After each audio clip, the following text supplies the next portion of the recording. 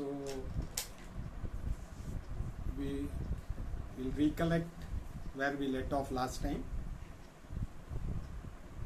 We were in verse number 20. We had just completed verse number 20 of the 5th chapter, which is titled Sannyasa Yoga.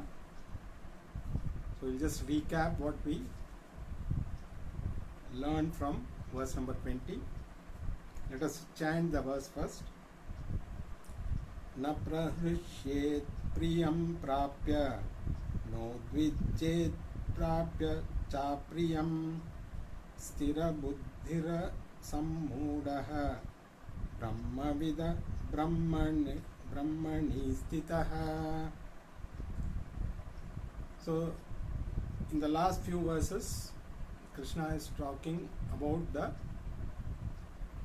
various characteristics of a jnani.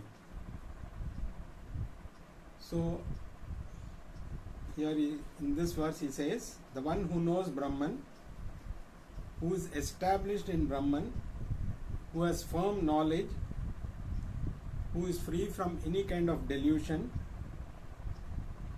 does not rejoice over gaining something which is desirable, nor does he resent anything by gaining something which is undesirable. So a jnani maintains the same composure. He is neither swayed by success nor depressed by any failure. So this is one of the characteristics of a jnani. So far Krishna has been describing the various characteristics of a jnani. So continuing from there up to the next verse, he is going to describe the characteristics of a jnani. From then onwards, the topic will change. So let us read verse number 21. Brahma sparsheshva saptatma vindayatyatmani yat sukham sab brahma yoga yuktatma sukhamakshayam ashnute. So continuing on the same topic, and this is the last verse, which is actually the main subject of this chapter, you can say, Jnana Yoga. So here Krishna says, the one whose mind is not attached to the external objects gains limited happiness, but the one whose mind is endowed with the knowledge of Brahman, for him the happiness never reduces, it does not wane at all. So let us look at this a little more detail. So far we had seen the characteristics. The first one was Samadarshanam, where a jnani sees the same Atma in everything. So he understands that not only he is Brahman, everything around is also Brahman. So when you see through the eyes of knowledge, for him everything appears the same. Through the physical eyes, it may appear different, everything will appear different, but with the eyes of knowledge, there is Samadarshanam. He sees the same Atma, same Brahman in not only himself but in everything else. So he realizes there is no difference between him and anything else. Everything is one and the same. The second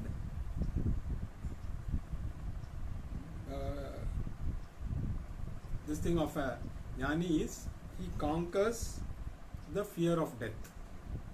So once you know you are going to be eternal, you know that there is nothing called death, neither birth nor death. Because if there is birth, there is going to be death. But if you have the knowledge that you are the eternal Atma, the eternal Brahman, then there is no question of either birth or death. So there is no fear related to death, because every being has a fear of death, because they don't know their true self. They think that you're a limited entity, born, and you go through various experiences in life and then you die. So death always, because of its mystery, always there is a fear attached to death. But once you have the knowledge that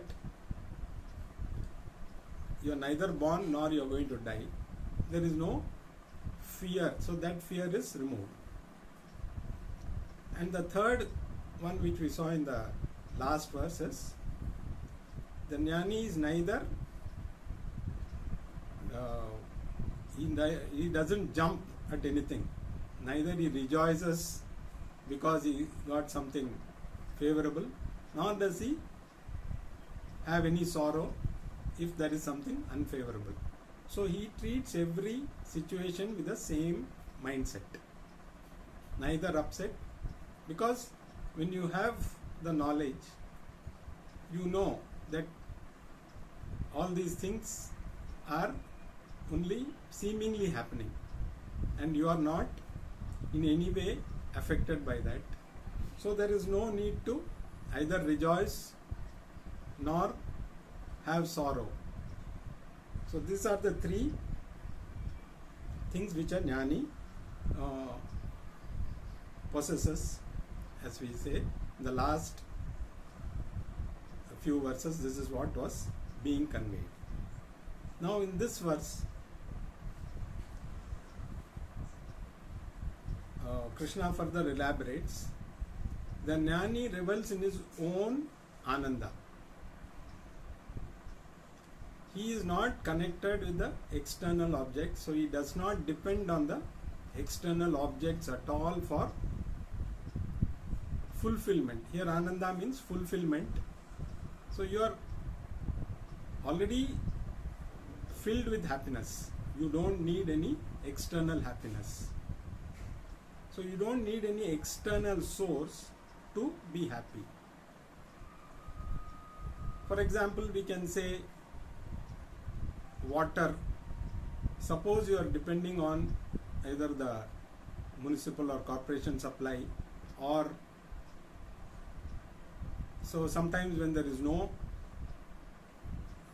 there is some issue, either there is some maintenance problem or there is mixing of water with sewage and all, they cut off the supply. So you are miserable.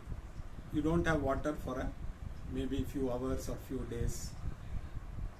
Other option is to go for a bore well. The bore well, again, it will give you a supply, but sometimes the bore well also dries up during summer. So I used to have a air water converter where I never depended on any external source. So there is always water in the atmosphere. It could be, the percentage could vary, but there is always water. So whether you get water supply from the corporation or whether you get water supply from your bore well, both have limitations. But if you have a air water converter, it is an eternal source. So whether the supply comes or not, I never used to be bothered, because we always had supply of water and there was no need for looking for a source, because the atmosphere is always having water. The percentage may vary, so it could take a little longer to get water, but you will never run out of water. Similarly, a jnani does not depend on any external source, because he is the very source of ananda. So, but it does not mean that he will not enjoy the external pleasures. Any external pleasure also is welcome, but you don't depend on that for your fulfillment, because any external source has got a limited time frame. So the moment when you have a computer, you always have an UPS. So if the power goes off, if you don't have a UPS, you have to wait till the power comes on. But if you have a UPS, you automatically keep using the computer even if the power fails. Or you have a genset at home, you have an inverter at home. So there is an uninterrupted power supply. Similarly, the Jnani has a uninterrupted Ananda supply. So whether there is external happiness or not, he continues to revel in his happiness.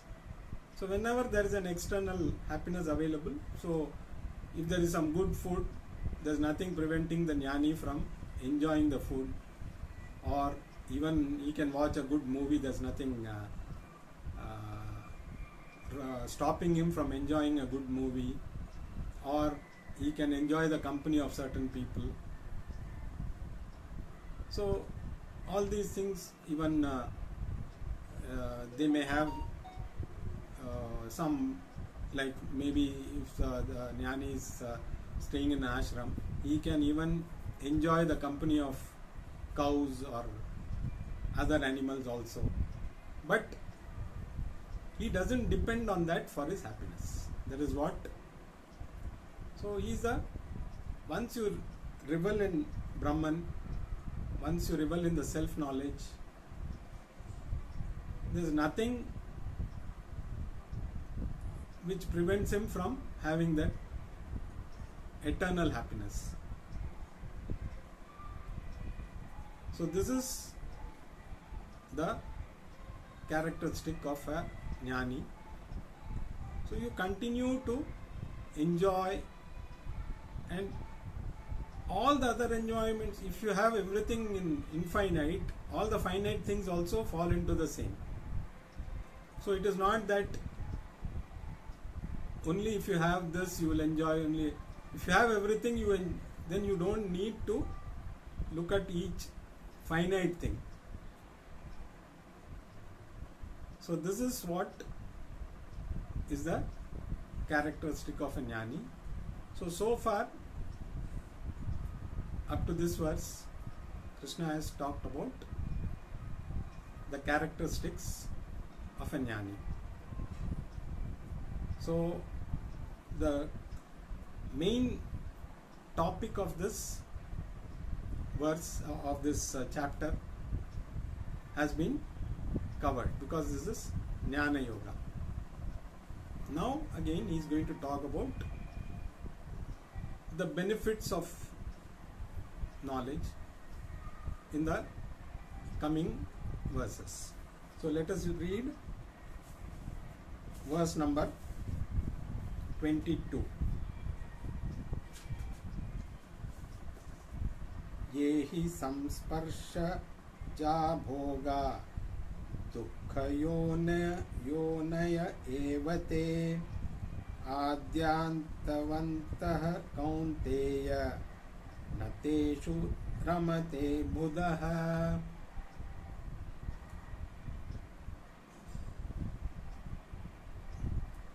Now here Krishna says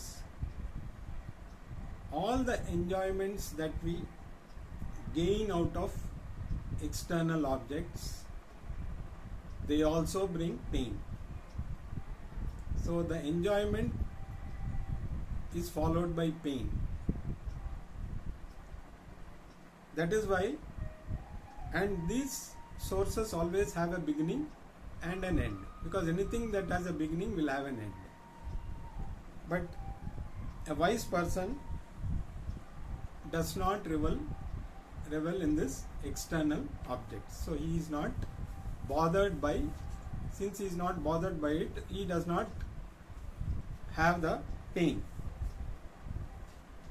So as you know, we have 5 sense organs and 5 sense objects. So the five sense organs, as you know, eyes, nose, ears, mouth, and touch. So each of these sense organs is attached to certain sense objects, because the ear is attached to sound. So any sound related things give us pleasure. Music gives us pleasure. So each of these sense organs is attached to sense objects. Now both these together produce some pleasure. So you look at something which you feel good, you get pleasure. You hear something good, music, you get pleasure. So each of these sense organs are connected to sense objects which gives you pleasure. So both have to be together.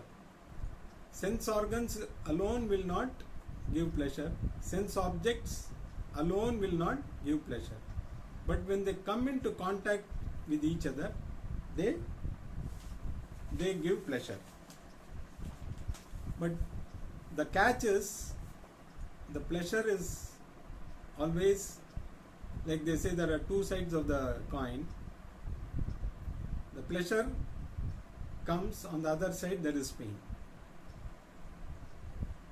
So there are three types of pain, if you look at in a very objective way. There is a pain of acquisition. When you want to acquire, say you want to buy a car, you take a lot of pains, you save money, you go through, maybe you cut off other things which you like just to get that car. So you go through a lot of pain while acquiring something.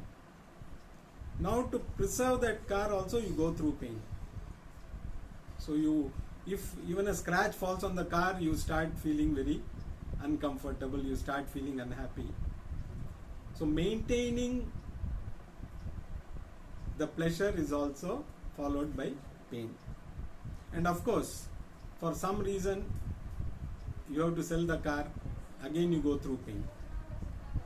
So there is pain of loss. So all the pleasures that we acquire are followed by pain. So if you want to, so somebody can say, okay, I don't want to acquire anything, but you will have the pain of being empty. If you don't have, like, if you see, there are people who have children, but they always keep complaining, oh, that fellow is not listening to me, he is doing this, he is doing that. So always there is a pain, because the child is the cause of pain. And there's another set of people who don't have children, who go through all kinds of, who go to every temple, every kind of thing just to get children. So if you possess, there is pain. If you don't possess also, there is pain. For example, Sri Rama, Dasharatha and Kausalya, they were very miserable when they didn't have any children. They became extremely happy when Rama was born. And then when Rama was sent to exile, Kausalya was feeling that it would have been better not to have children, or if the child was not as good as Rama, I would not have felt so bad. Similarly, Dasharatha died because of his attachment to Rama. So when you don't have also, you have pain. When you have also, you have pain. So all this is again finite, because any pleasure has a beginning, and whichever has a beginning will have an end also. So what is the solution? Now you need something where either you have or you don't have. So you suppose you decide, okay, I don't want to have anything, I will become sannyasi. I will renounce all the things. But if you have become a sannyasi without understanding, then you will always wish, oh, I wish I had this, I wish I had got married, I wish I had children, I wish I had a house.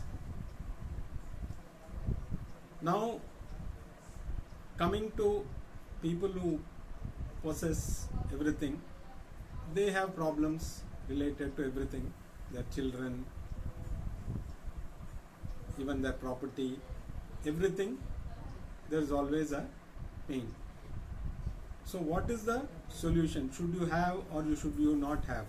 Always there is a question. Is it better to have something and go through the pain, or not have something and go through the pain? This question cannot be answered because there is no way you can either possess and not possess and still be feel fulfilled. If I have something, good. If I don't have something also, I am good. So some people, they say, when they come, they give you pleasure. And some people, they say, when they go away, they give you pleasure.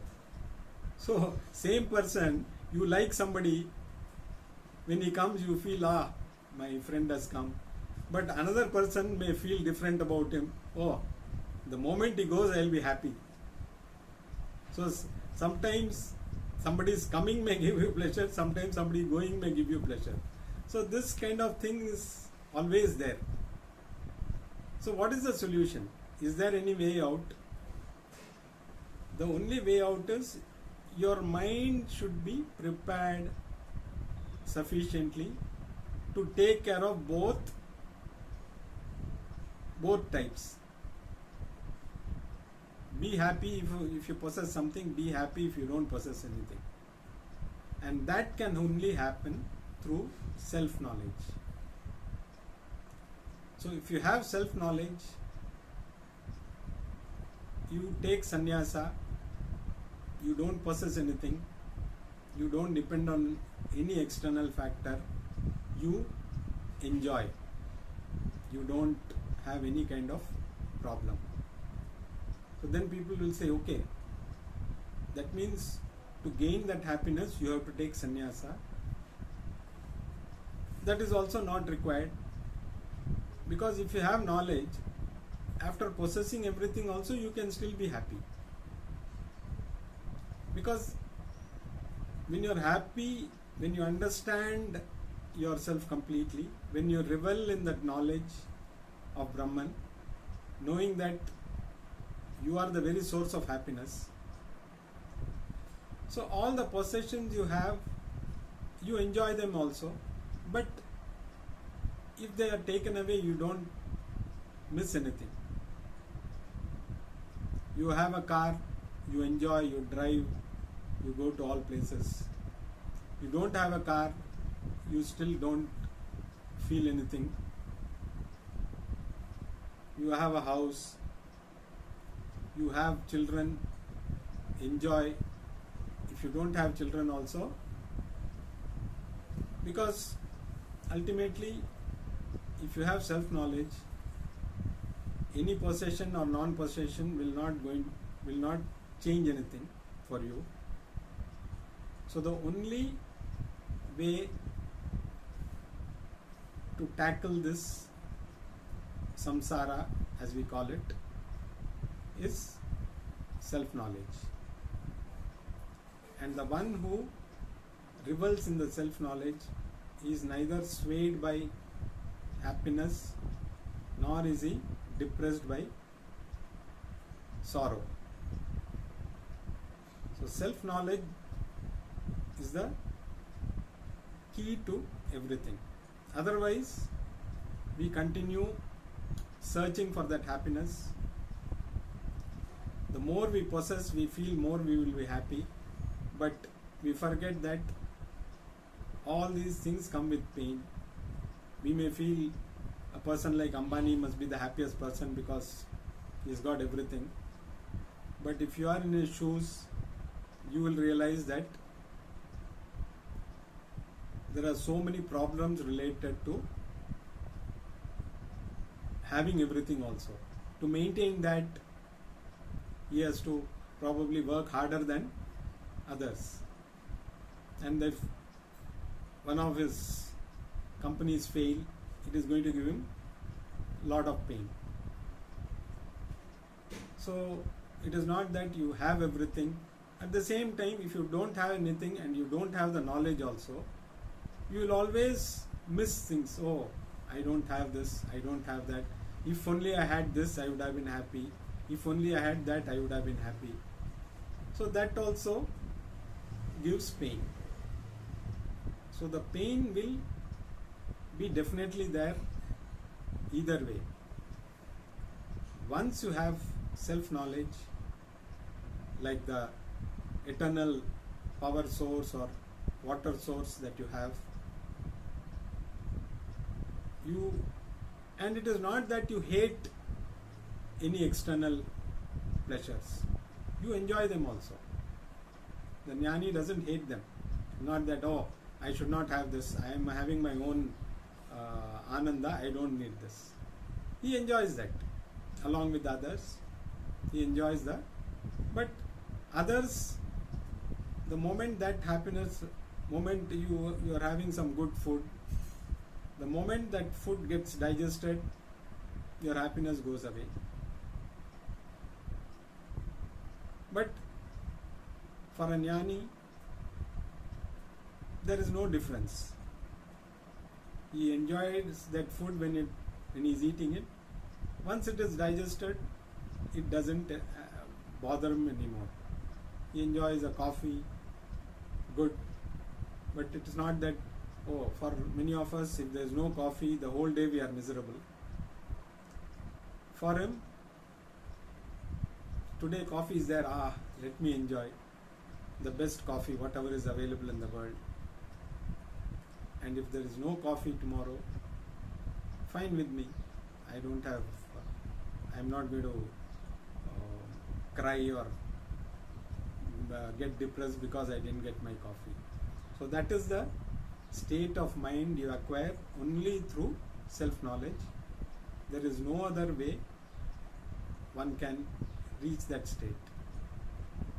So Krishna is going to elaborate on this further, and he is also going to talk about the benefits of self-knowledge in the coming verses up to the end of this chapter.